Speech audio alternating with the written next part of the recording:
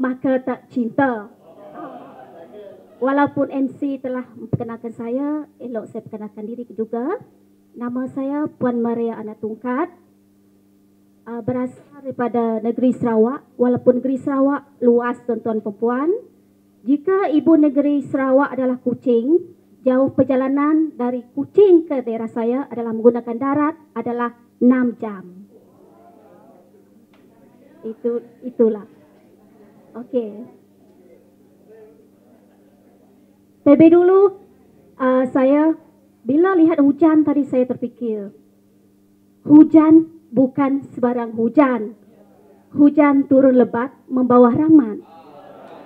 Datang saya dari Sarawak, tuan-tuan dan makcik dan pakcik, datang memberi maklumat.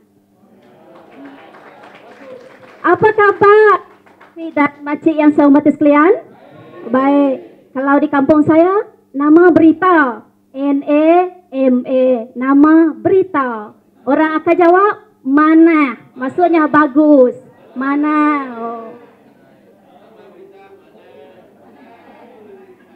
Saya harap makcik dan pakcik sehat ke. Untuk akan bermula hari ini. Tetapi kita harus berhenti seketika supaya untuk memastikan tiada halangan yang akan datang. Ini bermakna kita dapat bersama dengan orang tersayang jika kita sehat. Begitulah info atau ceramah yang saya kongsi, iaitu kesihatan. Sehat kesihatan bermaksud kita sehat daripada mental dan fizikal. Bila dari fizikal, bermaksudnya kita tidak ada penyakit. Kita haruslah ceria, bertenaga. Dari aspek mental, kita haruslah berpikiran positif. Ini bermakna kita harus seimbang. Barulah kita dikatakan sehat. Saya rasa kita hari ini sehat semua, makcik kan? Saya rasa sehat, kita dapat datang dan berjumpa. Dan ada seorang tanya sama makcik, dia cakap, saya takut naik kapal terbang lah. Puan Maria, dia cakap tengok nama Puan Maria. Kalau di sana orang cakap kapal terbang, belon. Dia cakap belon betul dan puan, begitulah perkataan ayat itu. Okey. Bila kita sebut berkaitan dengan kesihatan, apa yang berlaku di kampung, di luar bandar, di bandar? Apa yang berlaku? Kesihatan kita semakin merosot. Bila disebut merosot, tuan-tuan yang saya hormati, pakcik dan makcik, bila merosot, mengapa kesihatan kita merosot? Apa yang berlaku di negara kita? Apa yang berlaku di kampung kita? Pergaulan bebas, tuan-tuan dan puan sekalian. Bila pergaulan bebas ini berlaku, dulu pergaulan bebas dikatakan penyakit orang bandar. Tetapi pergaulan bebas ini berlaku juga di luar bandar. Bila pergaulan kita ini bebas, tidak ada pegangan agama, kita pergi ke tempat mana, tuan-tuan? Biasanya bila pergaulan bebas akan pergi ke pusat hiburan. Bila pergi pusat hiburan, kawan saya cerita, bila pergi pusat hiburan, suasana di dalam dia meriah. Saya tak pernah pergi, tuan-tuan, makcik saya tak pernah. Betul, kawan saya cerita yang pernah pergi. Dengan asap rokoknya, dengan lampunya yang romantik. Memang romantik, kawan saya ceritalah romantik. Bila perkataan romantik itu berlaku perkara yang tidak diingini. Pengedaran pil, dadah. Apa yang berlaku? 80% yang mengambil dadah ini terdedah kepada sakit AIDS atau positif HIV. Bila positif HIV, bagaimana perasaan kita bila itu berlaku kepada anak kita? Tuan, puan, anak tuan-tuan puan disahkan positif HIV. Masa itu kita nak menangis pun tak dapat, puan. Anak yang kita kandung 9 bulan, 10 hari, yang kita belai, yang kita dukung, kalau dia jatuh pun kita kasihan. Anak okey kah? Cedera kah? Itu yang kita akan. Tetapi bila anak kita terlibat dengan pergaulan bebas ini dan disahkan positif, begitu sedih, tuan-tuan dan puan. Ini saya kongsi pengalaman. Bukan berlaku di bandar, berlaku di kampung saya sendiri. Ada pertalian saudara dengan saya. Beliau banyak duit. Bekerja di orang Sarawak cakap di Singapura. Maksudnya Singapura. Bila banyak duit, pergi ke kelab-kelab. Semua dia fikir semua dapat beli menggunakan wang tersebut.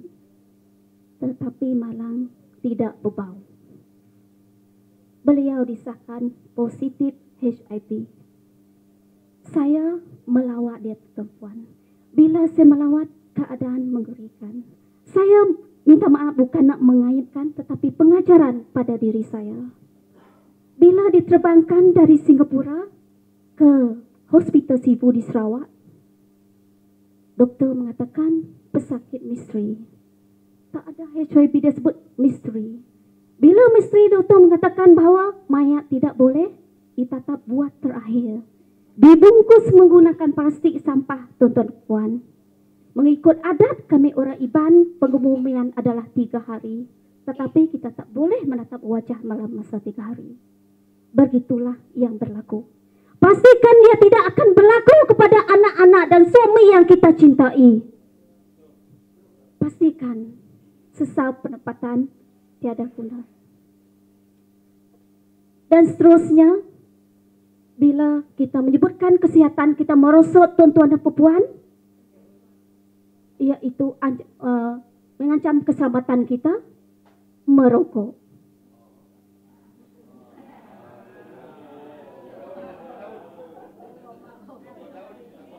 Bila menyebut perkataan merokok, berbagai pendapat. Ada mengatakan tak ada feel lah kalau tak ada merokok. Betulkah? Tetapi sebenarnya, ambillah pengajaran. Bila merokok, tuan-tuan puan, ada penyakit yang akan datang.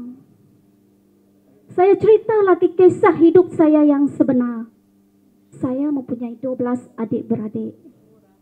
Ya. Tetapi tahun 2007, ayah saya telah meninggal dunia akibat radang paru-paru. Sebab bapa saya ni, dia bukan merokok yang mahal, tuan-tuan makcik-makcik. Dia rokok yang tembakau tu. Ya. Pernah saya masa kecil tu saya tanya, ayah, saya cakap, apa yang kami cakap kan, mengapa merokok? Apa yang dia katakan adalah untuk mencari ilham, bagaimana untuk mencari, menambahkan pendapatan untuk menjara anak-anak yang 12 orang tu, pakcik. Begitulah. Tapi bila doktor memanggil kami adik-beradik, berjumpa dengan doktor mengatakan, ayah, tuan puan, disahkan radang paru-paru dan tak boleh diselamatkan.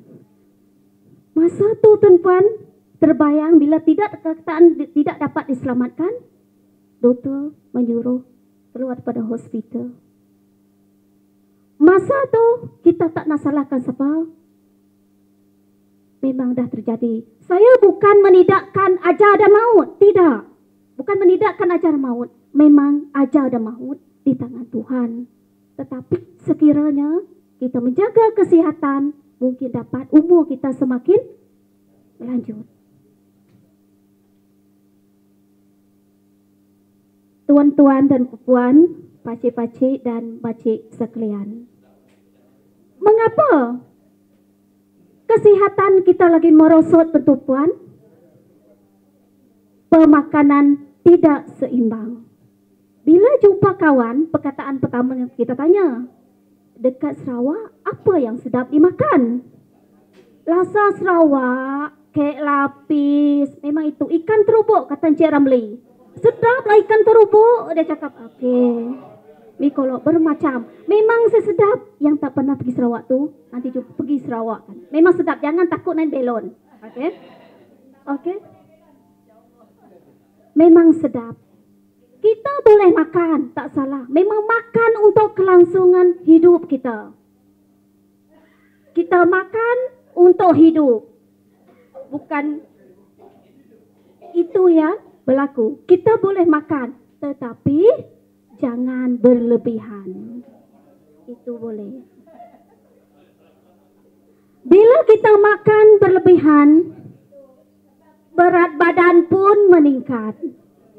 Bila badan berat kita ni meningkat, datanglah penyakit. Tak mau jauh tuan makcik, penyakit tu dekat. Obesity. Bila obesity tu, timbullah kencing manis, darah tinggi, macam-macam ada. Memang macam bila kita dah terkena obesity.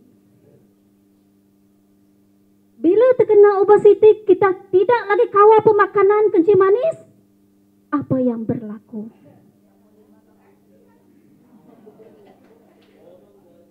Bila doktor mengesahkan, kaki anda tidak dapat diselamatkan.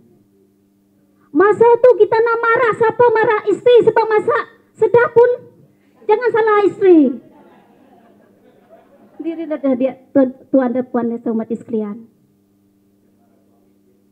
Itu yang berlaku. Bila kencing manis, potong kaki kita pun susah pun, menyesal pun tidak ada gunanya.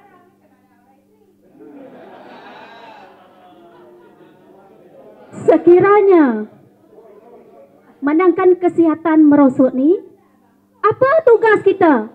Apa peranan kita? Bila kesihatan kita ni semakin merosot. Senaman tuan-puan.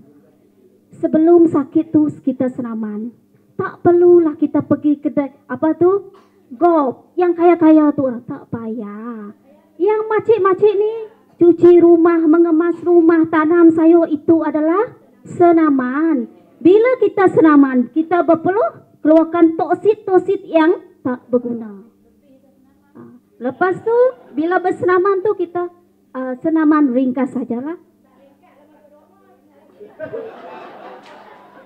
Sekiranya kita tidak ada masa, manusia ni dia akan kata busy lah, sibuk lah, tak ada masa. Perkataan tak ada masa tu, salahkan masa. Tak pandai habis. Memang salahkan masa. Tetapi kita peruntukkan masa sedikit untuk senaman.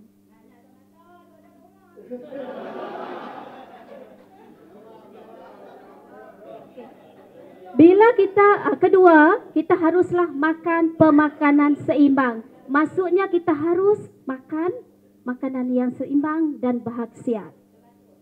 Okey. Untuk di Sarawak, kita biasa bukan biasalah. Kita biasa di kampung-kampung, sayur-sayuran di kampung seperti pucuk ubi, kalau bahasa Iban saya empasa, dia cakap daun empasa.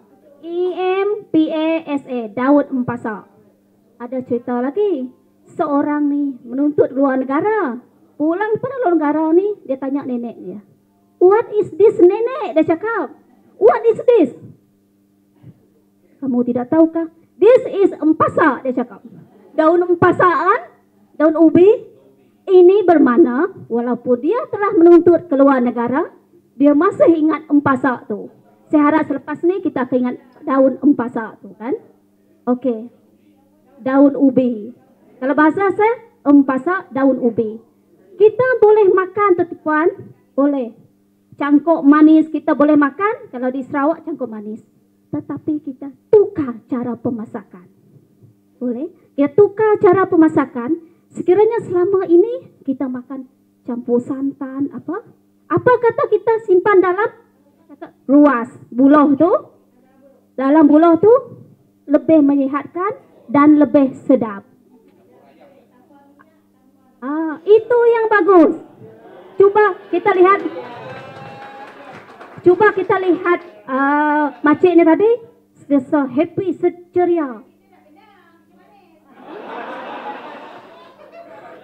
Dan seterusnya, makanan ini menyehatkan seperti ayam, ikan, kita boleh masak secara ini.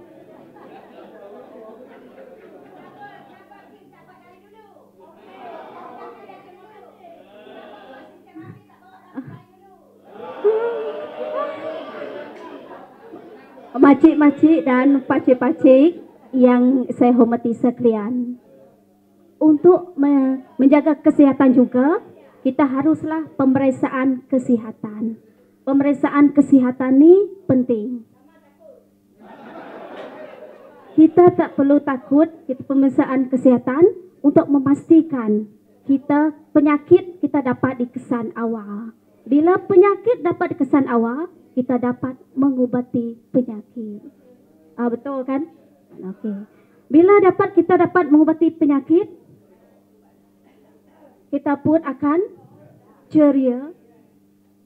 Jangan kita telah sakit dalam keteruk, barulah kita sedar. Ini radioterapi. Bila seseorang itu disahkan menghadapi kanser, bagi saya memang kita terasa takut, trauma melihat keadaan begini. Tetapi bila kita disahkan, anda disahkan penyakit kanser, kita terpaksa melalui radioterapi ini. Pakcik dan makcik yang saya hormati sekalian, bila dah keluar daripada radioterapi ini, saya pernah pegang tangan kawan saya. Tangan dia memang keras, hitam, dan rambutnya pun gugur. Memang itulah yang berlaku kepada pesakit tersebut.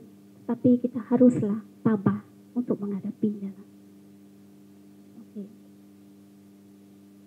Selain itu, kita harus menjaga atau kesihatan kita melalui pendidikan. Ubah cara hidup kita, tuan dan perempuan. Ubah. Bila kita di jalan raya, berhati-hati memandu di jalan raya, ingatlah orang tersayang. Tetapi kita sekarang berhati-hati semasa makan, ingatlah orang yang tersayang. Itu disimpan di dalam minda kita. Yang secara otomatik juga, biasa melalui pendidikan, kita dapat lihat bila kita kita beri pengajaran pendidikan agama kepada anak-anak kita supaya tidak terdedah dengan aktiviti yang tidak berbeza.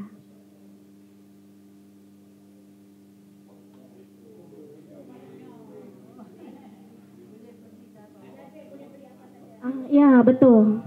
Bila ada duit, memang boleh membeli apa saja, makcik ya. Tetapi, bila kita ada duit banyak di bank, tetapi bila kita terlantar di hospital, tak ada mana juga. Kita nak makan udang, nak makan tak boleh, sakitlah. Tambahan lagi, kita nak melancong pun tak dapat, puan. Melancong pun tak dapat sebab sakit walaupun banyak duit. Ini bermakna uang bukan segala-galanya. Kesihatan melebihi uang ringgit. Begitulah yang saya terangkan. Sekian, terima kasih.